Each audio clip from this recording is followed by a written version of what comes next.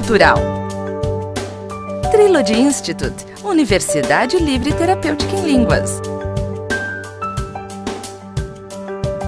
Livraria Proton.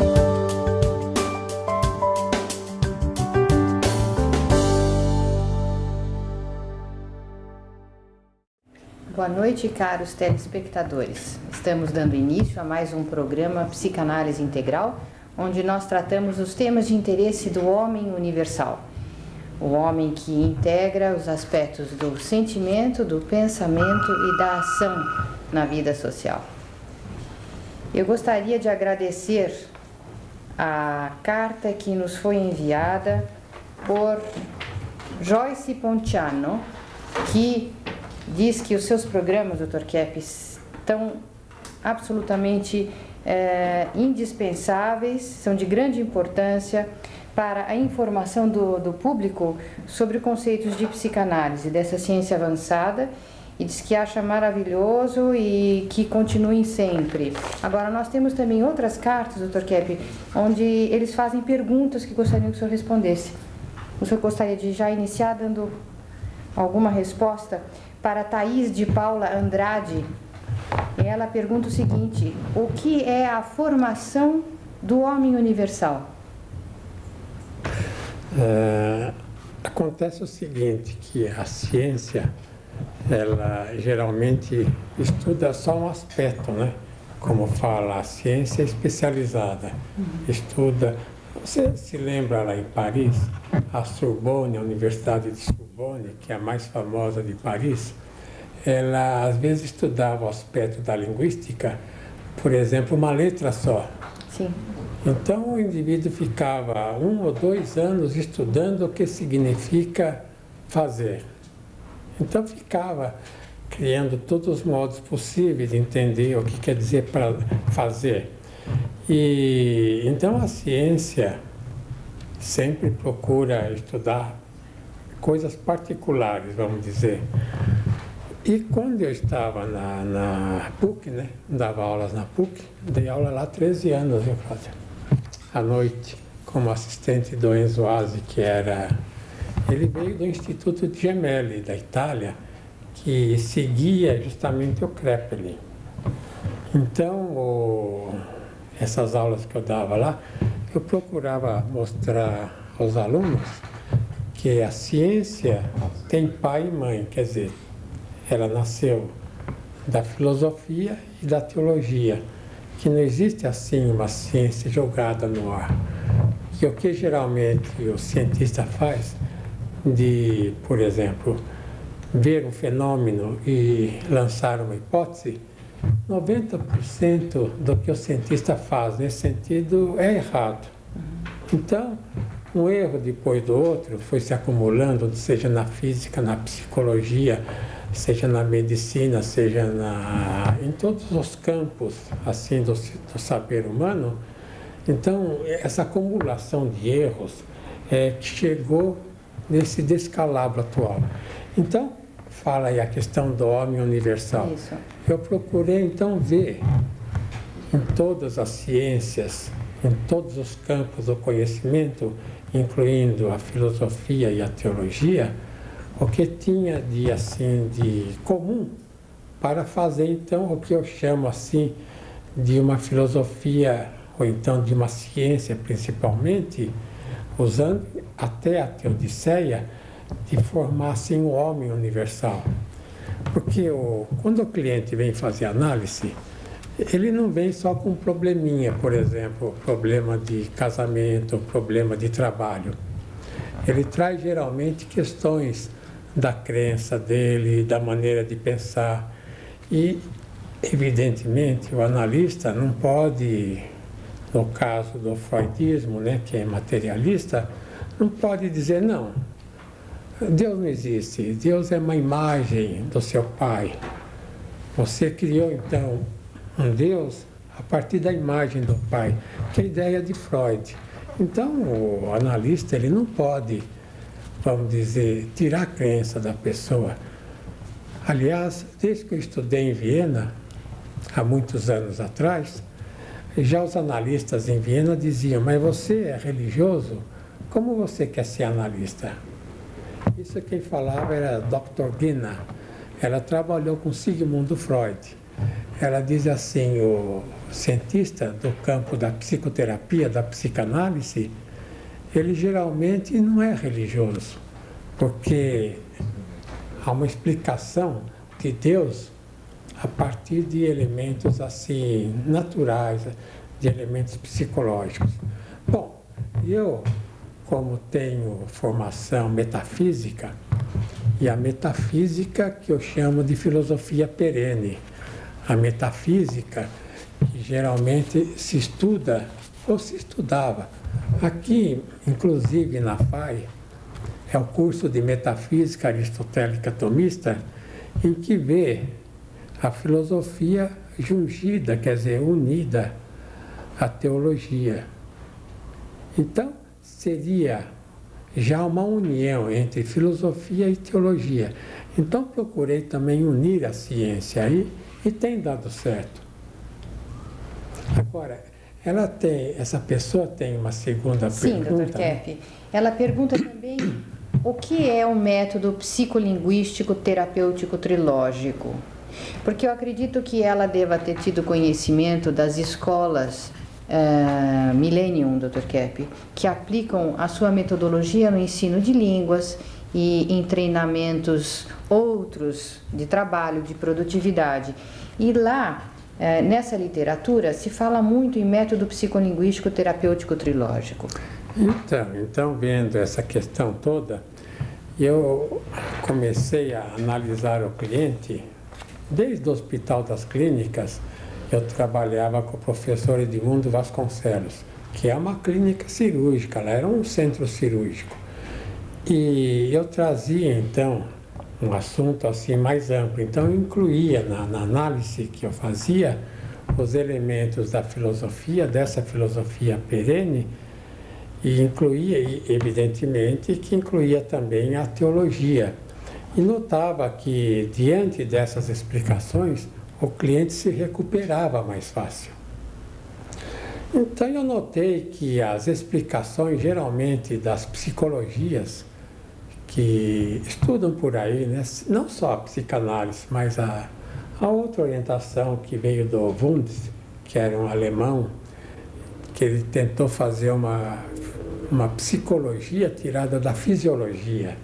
Então, dava explicações psicológicas, fisiológicas, de maneira que eu comecei a ver esse aspecto e notando que, com essas explicações mais amplas, os doentes saravam rapidamente, às vezes problema de colite, problema do estômago, do aparelho digestivo em geral, o indivíduo tinha uma rápida recuperação.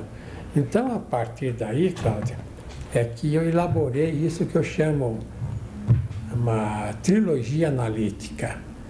Uma trilogia quer dizer 3 aspectos, né? Respeitando a teologia da pessoa, respeitando a filosofia, inclusive a questão do trabalho da ciência. Eu acho que eu gostaria, Dr. Kepp, de lembrar o senhor aqui, eu trouxe hoje um livro que se chama De Sigmund Freud a Viktor Frankl, Psicanálise Integral, de sua autoria. Será que dá para pegar essa capa? Eu não sei se daria para pegar essa capinha desse livro, porque aqui está o Dr. Kepp e ao lado dele o Viktor Frankl, que foi o criador... Deixa eu citar. Aqui sou eu, né? Aqui. Nesse aqui, esse último. O Viktor Frankl é este. Agora, este aqui é o Hans Hoff.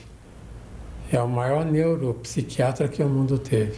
Então, esses são outros analistas. Professor da Universidade de Viena, ambos, né, Dr. Kepp? E o que eu acho muito importante de mencionar aqui, já que o senhor levantou essa questão da metafísica e de questões religiosas, que o Viktor Frankl, onde inclusive o senhor defendeu a sua tese sobre psicanálise integral junto à escola dele, né, na clínica dele em Viena, ele era muito tolerante. E eu acho que ele foi muito avançado quando ele colocou em questionamento as teorias freudianas materialistas e trazendo o conceito da religiosidade como um conceito a ser tratado dentro da psicoterapia, como o senhor menciona. E acho que a filosofia existencialista, que foi a base do trabalho dele, também englobavam aspectos da transcendência do ser e aspectos transcendentais da existência. Eu acredito então, Dr. Kepp, que nós estamos vendo o senhor aqui trazer para o Brasil e ampliar no Brasil uma ciência que engloba diversos campos do conhecimento.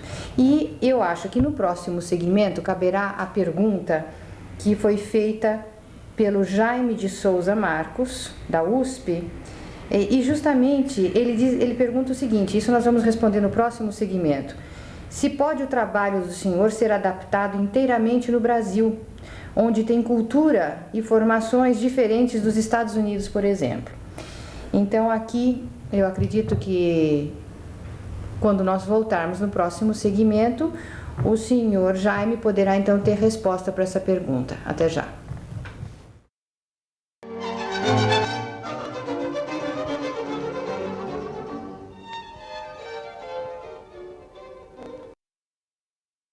A key inversion in science. Always we are trying to extract energy from a material element. And its negative consequences. We provoke serious imbalances in nature. Corrected now with the Kepi Motors disinversion of physics. And we developed a way to have mechanical power with very little electricity. This will make a big change not only in energetic efficiency, but also it will bring better energy in homes because it's magnetic energy. The Kepi Motor. New technology for a new world.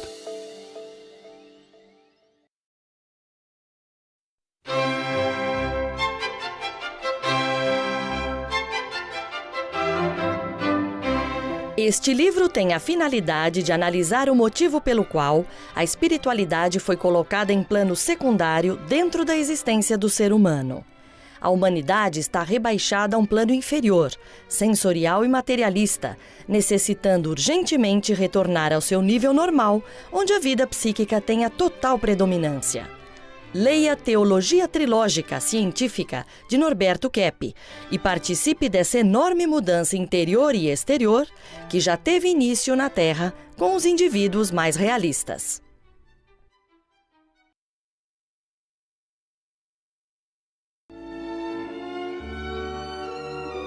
Este é um estudo da história da civilização à luz da psicopatologia. Uma análise dos motivos que levaram teólogos, cientistas, filósofos a organizarem muitas vezes sistemas contrários ao verdadeiro bem-estar para o ser humano e a humanidade.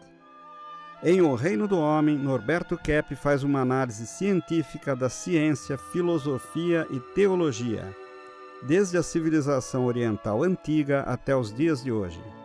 Uma obra fundamental para quem deseja ter uma compreensão universal do ser humano e da humanidade. Um lançamento da editora Proton Limitada. www.editoraproton.com.br. Telefone 11 30 32 3616.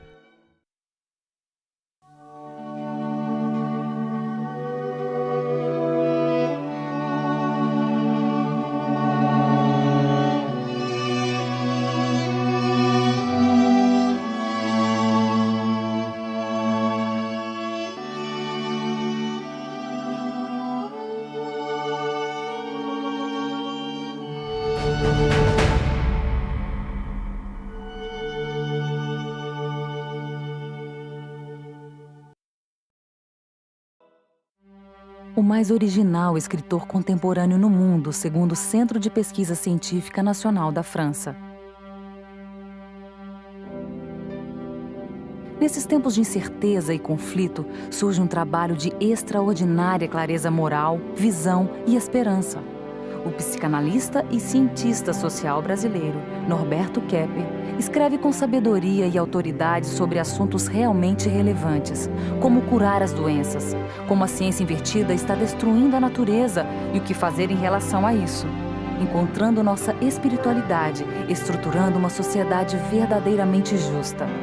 Em meio a mais de 3.000 livros publicados por dia no mundo, Dr. Kepp está entre os mais preciosos. Livros de Norberto Kepp, Ciência Trilógica, abrindo as portas para um novo mundo.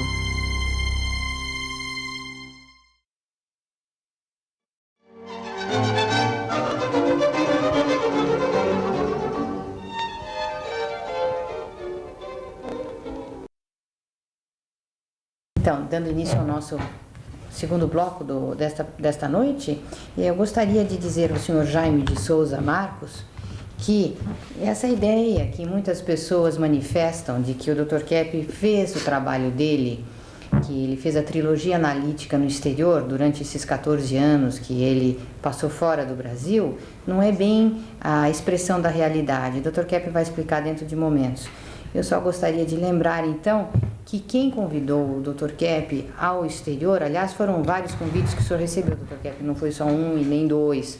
Por exemplo, a associação do Viktor Frankl nos Estados Unidos, né, que é o Instituto de Logoterapia, que tem sede em San Diego, fizeram diversos convites ao senhor, assim como o Instituto de Medicina Holística, que tinha sede em Princeton, perto de Nova York, na universidade onde o Einstein trabalhou, também fizeram convites ao senhor, bem como o Departamento de Farmacologia da New York University, também fizeram convites ao senhor, e a City University of New York, além de outros convites. O Paul Baden, a Teresa Baden. Sim, médicos, né, que pesquisavam a respeito da medicina psicossomática. Esses foram os convites que o senhor recebeu, alguns deles dos Estados Unidos e diversos outros na Europa.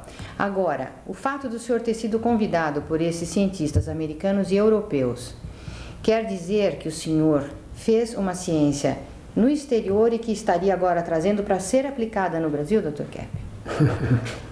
Não, nós já fomos convidados, né, Cláudia, para ir para o exterior, porque em 84 toda essa ciência já estava feita, inclusive nós já tínhamos ido lá, não só para a Europa, mas para os Estados Unidos várias vezes e feito conferência, não lembra? Na universidade lá de Princeton, nós fizemos conferências na World Holistic Association, nós fizemos conferências nos hotéis de Nova York, nos hotéis de Boston, etc.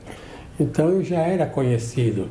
E de tal maneira, quando eu levei esse trabalho para lá, a Associação Médica de Nova York, depois de 6 meses, disse que a medicina psicossomática em Nova York, que a medicina em geral, depois que eu levei o trabalho, a medicina foi outra em Nova York, porque eles passaram a, vamos dizer, aceitar a orientação que eu tinha levado lá. Eu gostaria de dizer o seguinte também, que eu fiz um programa até aqui na Gazeta, onde houve uma confusão entre psicossomática e iatrogênica. Quer dizer, no programa O Fantástico, né? Eu acho que foi no ano de 1978, 79. Então, vamos dizer que toda doença, seja doença mental, ou seja doença orgânica, é psicossomática. Não existe uma doença que não seja psicossomática. Então, vamos dizer, quando o médico está tratando o indivíduo, mesmo que ele não conheça nada de psicossomática, ele está tratando não só do corpo, mas também da psique da pessoa. Assim como o indivíduo, vamos dizer, um terapeuta, né, psicoterapeuta, que esteja tratando da psique, automaticamente está tratando também do corpo da pessoa. Porque o ser humano, como eu tenho falado, não é uma mistura, né, de corpo e alma. Até eu posso mostrar aqui vamos dizer, o genoma, que é a constituição aqui da genética para a pessoa e que os geneticistas estão explorando muito ultimamente para dizer o que é realmente o ser humano. Aqui embaixo, aí, vejam, aqui tem aquela espiral. Agora, essa espiral, vamos dizer, é o centro do núcleo, é o centro do átomo, que depois, então, vai formar aqui em cima a célula. Essa é a célula.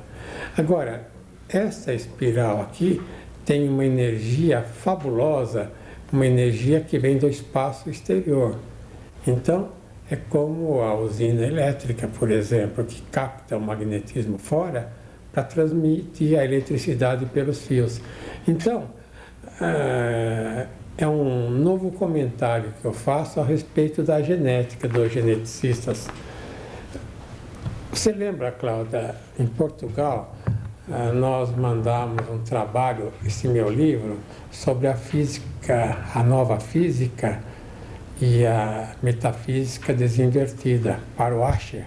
Eu não sei se ele era prêmio Nobel. Bom, ele era o físico mais famoso lá em Portugal. Geneticista. Geneticista. Inclusive ele era padre, né? Ele era jesuíta. Era diretor lá da Universidade de Física lá de Lisboa. E dos Estados Unidos também. Isso. Então, o que acontece é o seguinte, e eu mostro que o ser humano não é como eles falam aqui nesse esquema que eu mostrei, ele não é o resultado de guanina, citosina, timina e adenina, que são açúcares. São proteínas, etc., que vão se cruzando nessa espiral genética para formar, então, o ser humano. Mas antes desses elementos materiais, existe o elemento psicológico, existe o elemento, vamos dizer, energético, que forma, inclusive, o corpo da pessoa. Então, esse energético é o que chamam de alma. Então, o ser humano é um só elemento que se manifesta visível, que é o corpo, né, evidentemente, e invisivelmente, que é essa energia mais alta. Então, quero dizer o seguinte, que, respondendo a pergunta aqui do Senhor Jaime,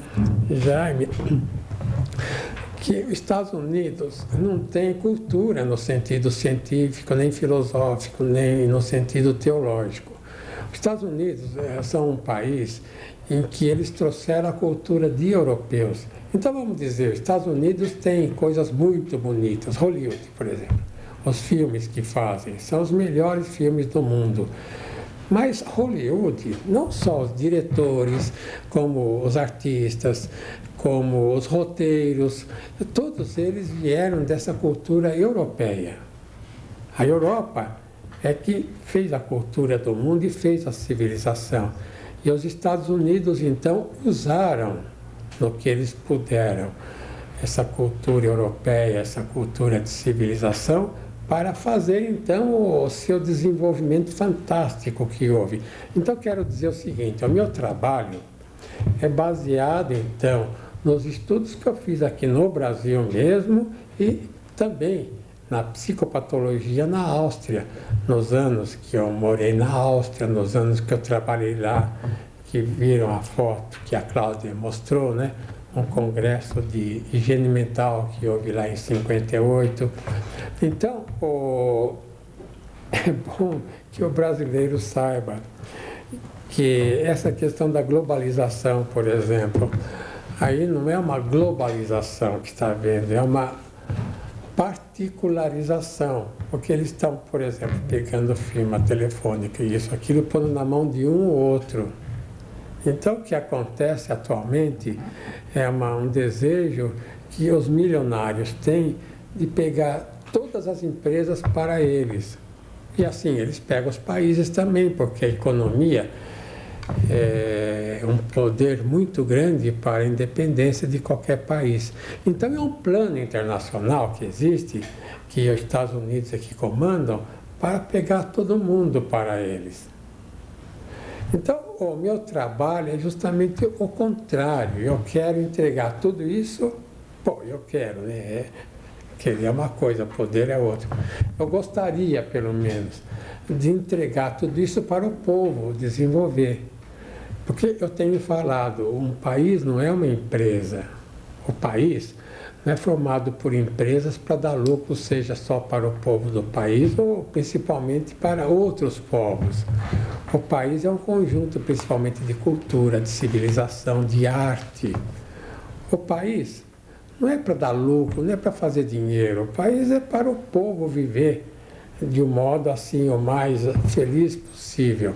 Então, quando começaram a fazer a globalização aqui no Brasil, foi muito ruim, porque essa globalização criou muito estresse no povo brasileiro. E esse estresse no povo brasileiro é porque obriga o indivíduo a ter um emprego, mas esse emprego é para dar lucro sempre. Não é um emprego, como sempre houve, para o indivíduo sobreviver. O emprego em benefício do indivíduo, e não em benefício da empresa e principalmente dos Estados Unidos.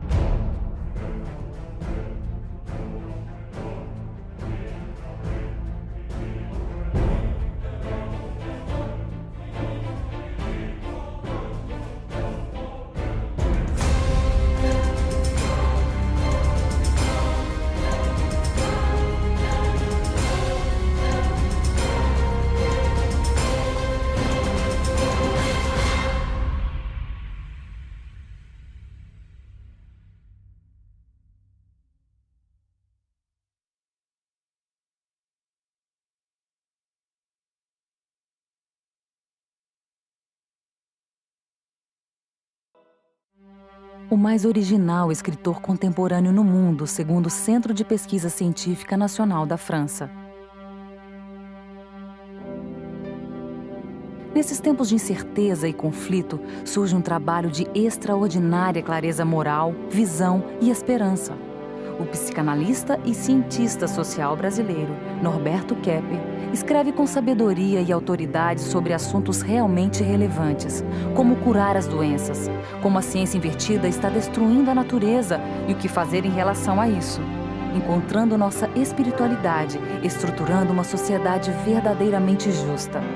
Em meio a mais de 3.000 livros publicados por dia no mundo, Dr. Keppe está entre os mais preciosos.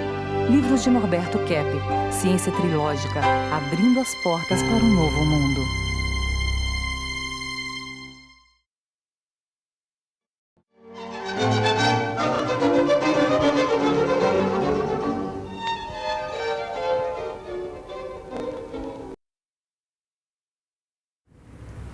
No nosso terceiro segmento dessa noite, eu gostaria, Dr. Keppe, de lembrar aos telespectadores que o senhor falou há pouco de energia do núcleo das células, energia que foi inclusive fotografada por uma cientista.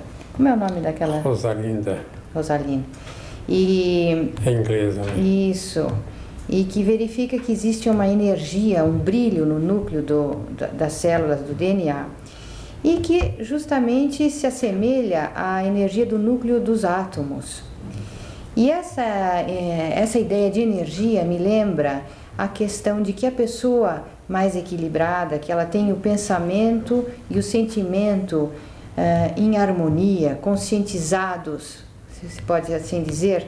Então, que como o senhor diz, né, que a consciência seria a união do sentimento e do pensamento, que essa consciência ela é altamente energética, não só tendo condições de melhorar sobremaneira as doenças orgânicas que as pessoas apresentam, dá uma resistência física muito grande e uma capacidade para produzir, trabalhar e compreender e conhecer as coisas.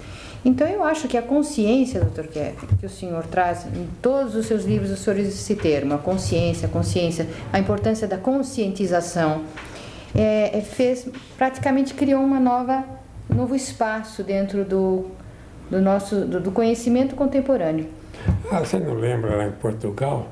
Eles não tinham o termo conscientização. Não. Eles usam agora conscientização. Então, e quem estuda francês vai notar que somente nos últimos dicionários de francês, inclusive dicionários publicados na França, é que existem os termos conscientisation e interiorisation. Interiorização e conscientização. Não haviam esses termos nos dicionários franceses anteriormente. Depois que o senhor levou lá o seu trabalho, eles colocaram no dicionário.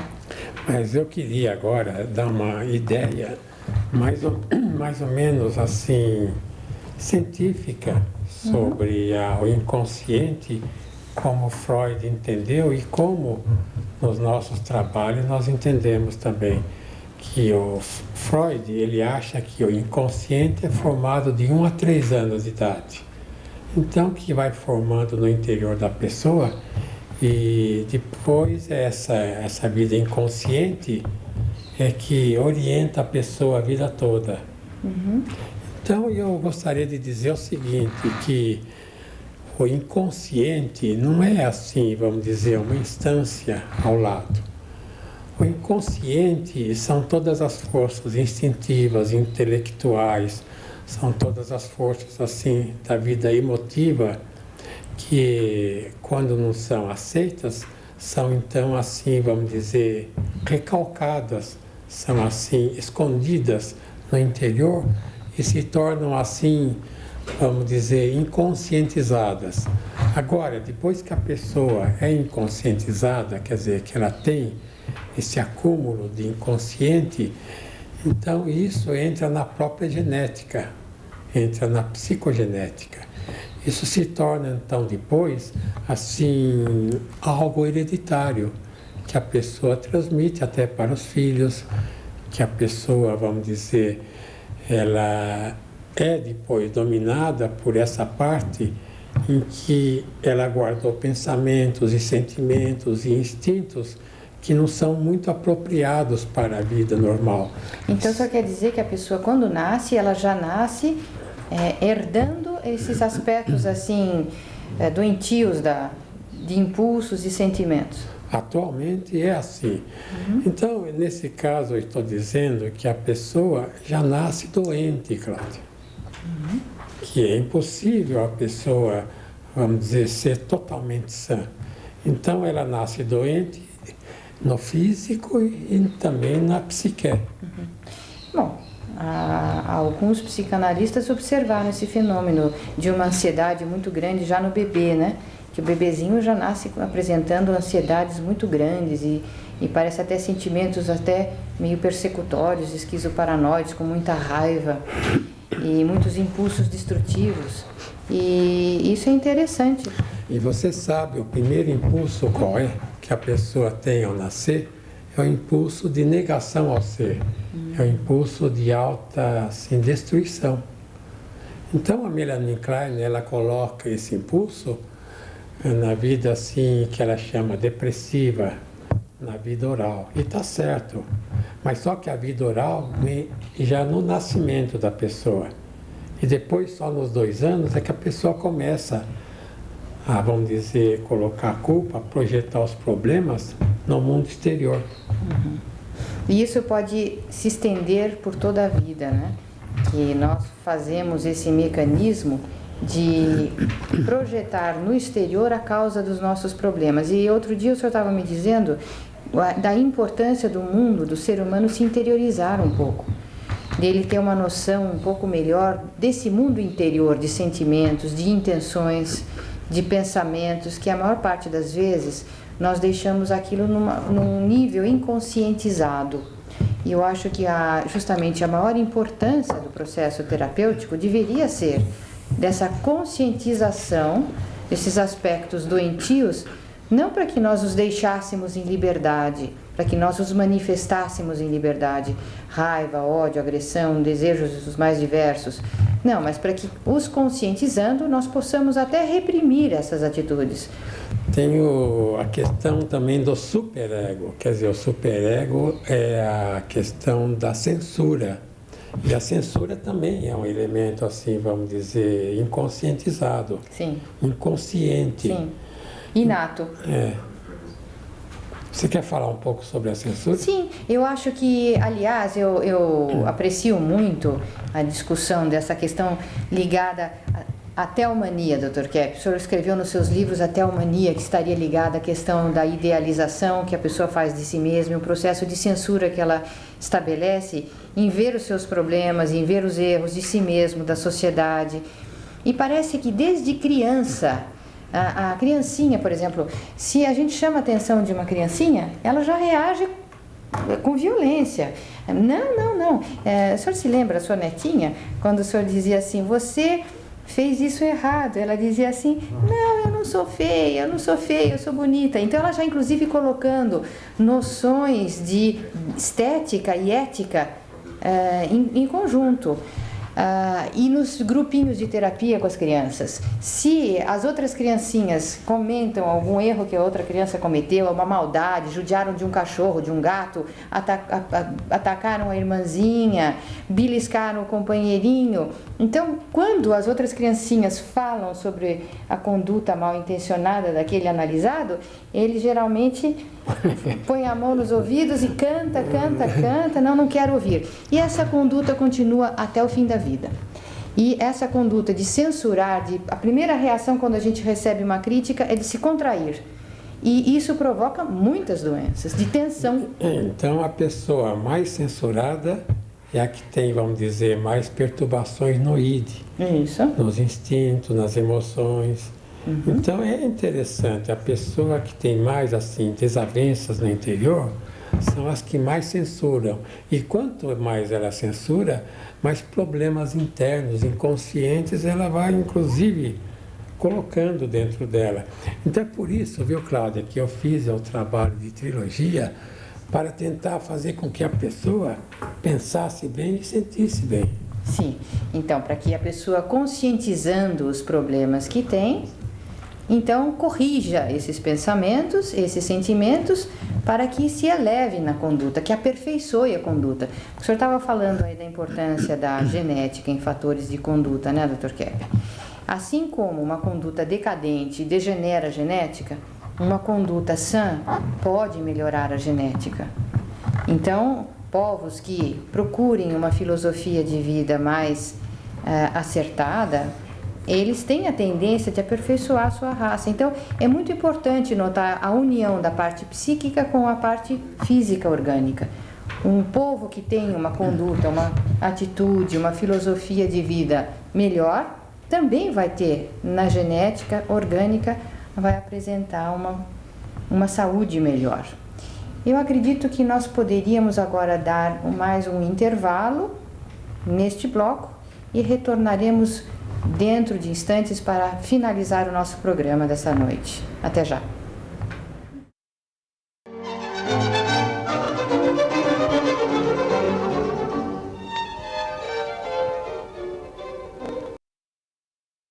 A key inversion in science. Always we are trying to extract energy from a material element. And its negative consequences. We provoke serious imbalances in nature. Corrected now with the Kepi Motors disinversion of physics. And we developed a way to have mechanical power with very little electricity. This will make a big change not only in energetic efficiency, but also it will bring better energy in homes because it's magnetic energy. The Kepi Motor. New technology for a new world.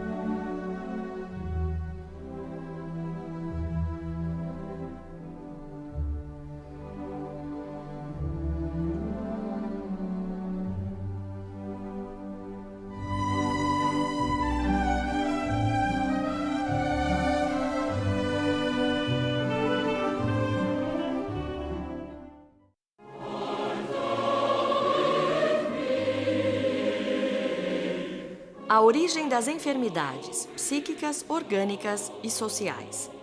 A capa deste livro constitui uma homenagem ao grande psiquiatra francês Philippe Pinel, que no ano de 1798 libertou os doentes mentais das prisões que os amarravam fisicamente a verdadeiras masmorras que eram os hospitais psiquiátricos.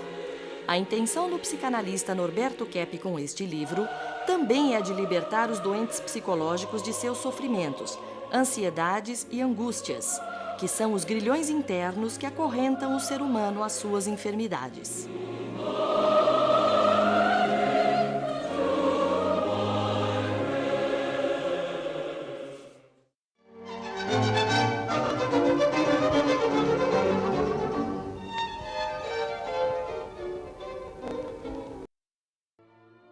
Mesmo sem ter muita consciência, percebemos que a vida é divina.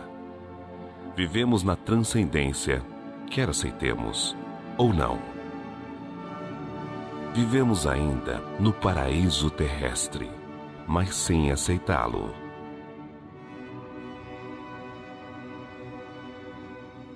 Atacamos o que de mais belo, bom e real existe.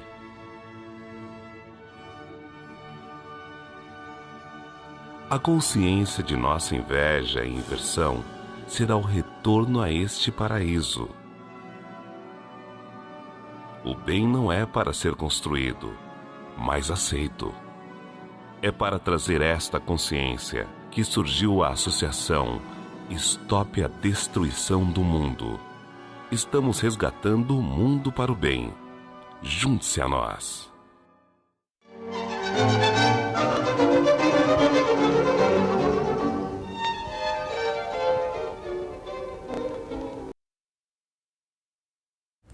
Então, nesse último bloco dessa noite, o Dr. Kepp acho que vai ter chance de responder a uma pergunta de uma telespectadora, a dona Marilda Almeida. Ela pergunta o seguinte, Dr. Kepp, se na sua visão analítica, o senhor considera as questões sexuais como sendo a principal razão, a principal causa das neuroses. E como que, então, se o senhor não faz isso, qual que seria a sua visão e a sua forma de tratar das neuroses?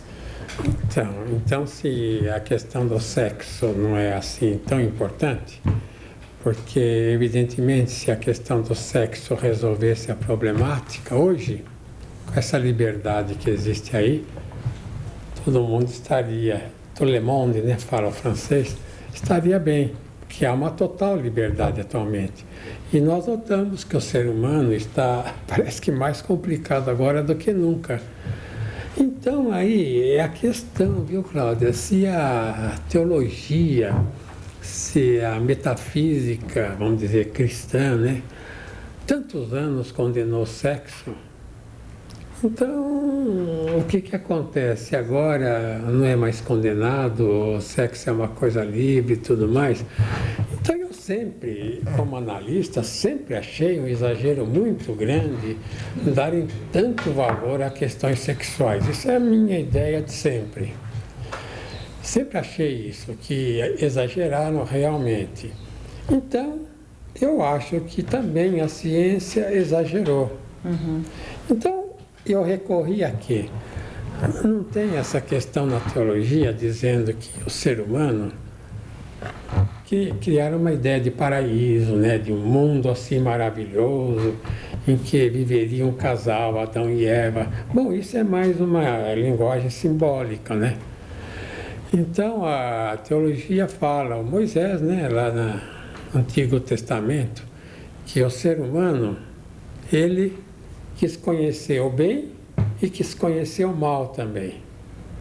Então ele não estava contente em ter aquela vida que eles tinham. Então o que aconteceu?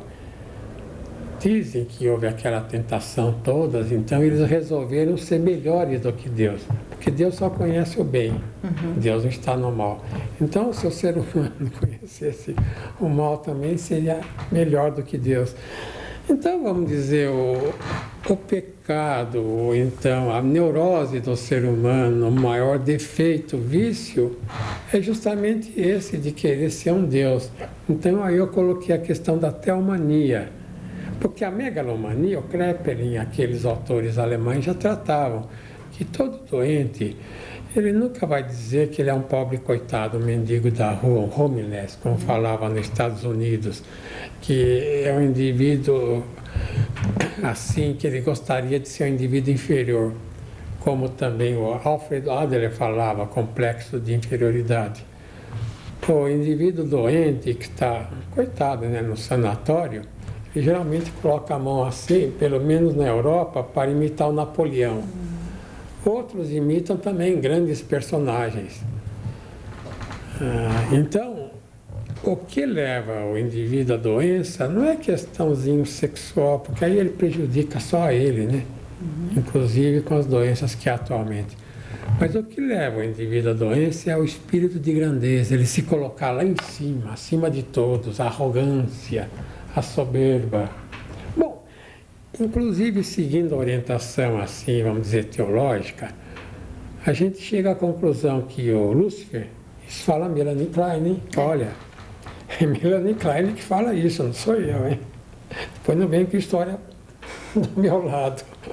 A Melanie Klein fala que qual foi o pecado do Lúcifer, o anjo aí da luz, o maior anjo que havia.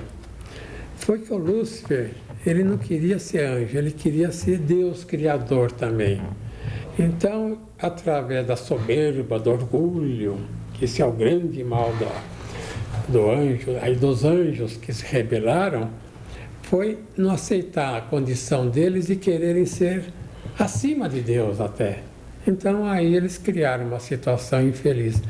Então, realmente, o ser humano, ele, quando se coloca muito em cima, ele não ouve ninguém.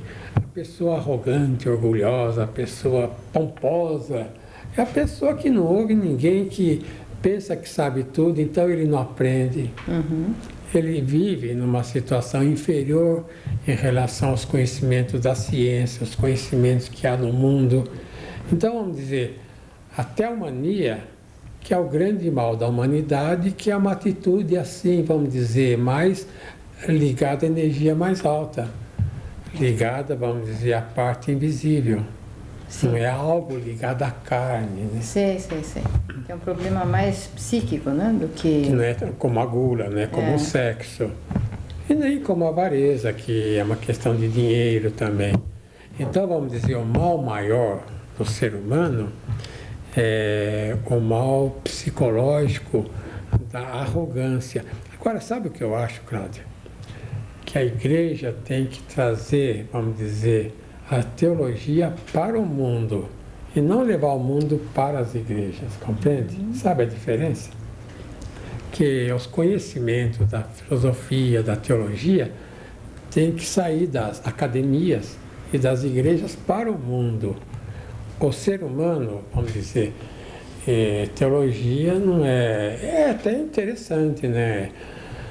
Pessoas alegres que cantam, que brincam nas igrejas, que dançam nas igrejas. É bonito isso, é interessante, o povo gosta também disso. Mas, na minha opinião, eu acho que teologia e filosofia é para o povo viver dentro dele. Porque enquanto não houver a vivência dessa beleza que é a teologia certa, né? A teologia judaica cristã, enquanto não houver a vivência disso, nesse sentido que eu falo, vendo os fatores como são na ordem certa, quer dizer, os fatores acima, espirituais, depois os outros.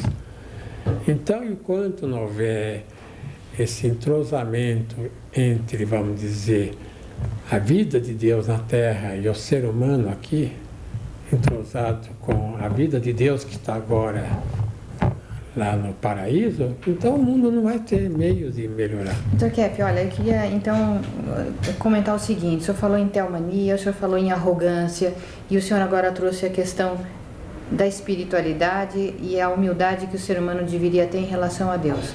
Então eu me lembro isso também, como o senhor diz, não sou eu que digo, muitas pessoas dizem que o cientista da atualidade é muito arrogante, né? Inclusive esse materialismo. Toda pessoa isolada, o cientista isolado é arrogante, o teólogo isolado é arrogante, o filósofo isolado é arrogante. Só na junção dos três, como falava já o Hegel, Friedrich Hegel, um pensador alemão, fazia a tríade. Só aí é que o ser humano, vendo o campo enorme de conhecimentos, a grandeza que existe em tudo isso, é que ele se humilha. Então, o cientista, para conseguir fazer a verdadeira ciência, ele teria que ser mais humilde e aceitar a teologia e a filosofia verdadeiras, né? E eu acho que o Alexandre, que é um estudioso desse campo da objetividade da ciência, da aplicação da ciência trilógica, né, Alexandre? Alexandre Frascari. O senhor estava dizendo que queria falar alguma coisa a respeito da objetividade da ciência hoje?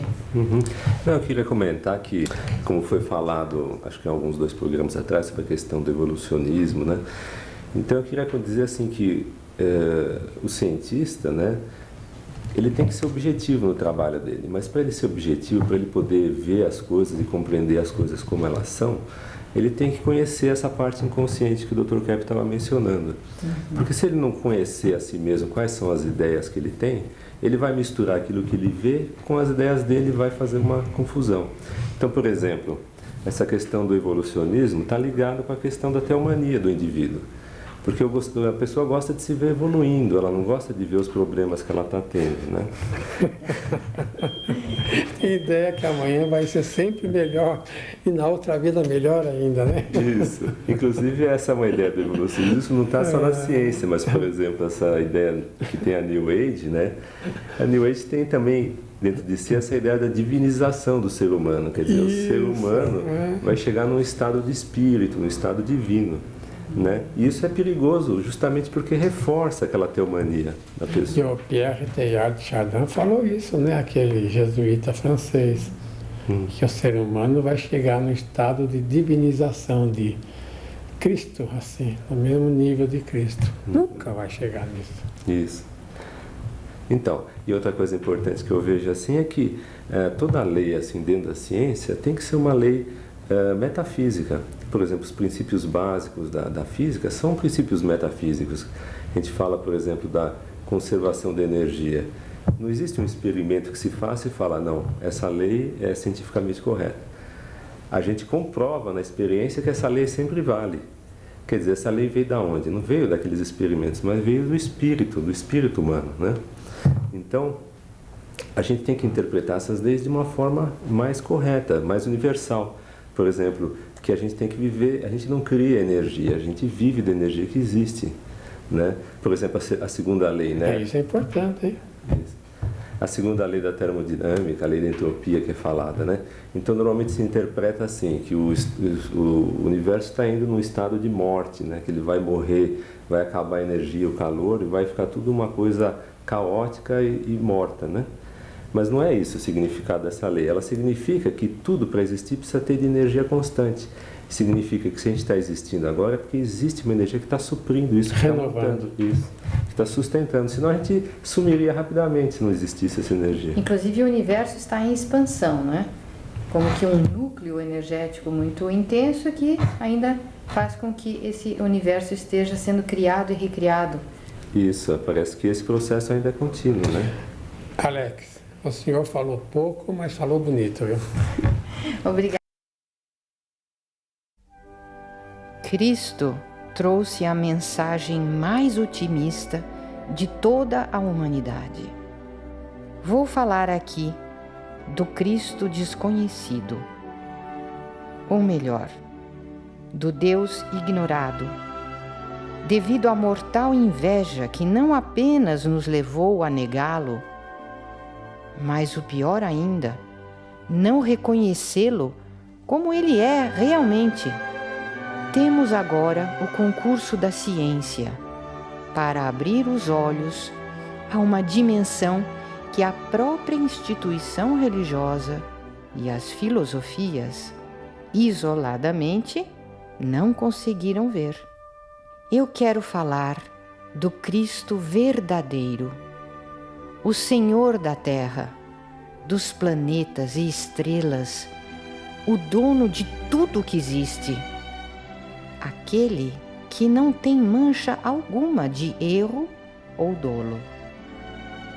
A total felicidade e alegria que nossa desmedida inveja não quer considerar. Quero falar daquele ser que, por ser tão imenso, generoso e bom, veio à Terra para mostrar que vivemos em um único reino, que é o seu. A mensagem de maior otimismo que a humanidade recebeu foi a de Cristo.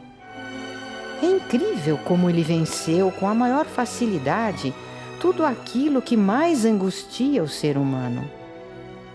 Por exemplo, os erros que cometemos, a superação da morte com a ressurreição, a enorme comunhão universal entre todos os seres humanos, mas, principalmente, demonstrou o amor de Deus, considerando-nos seus filhos e herdeiros, donos com Ele de todo o bem, das coisas existentes e da própria vida. Esta chama de afeto, esse infinito ser que nossos olhos jamais alcançam todo o tamanho, nossos ouvidos não conseguem atingir toda a sua música, nosso olfato todo o seu perfume, nosso tato e paladar todo o gozo que nos reserva.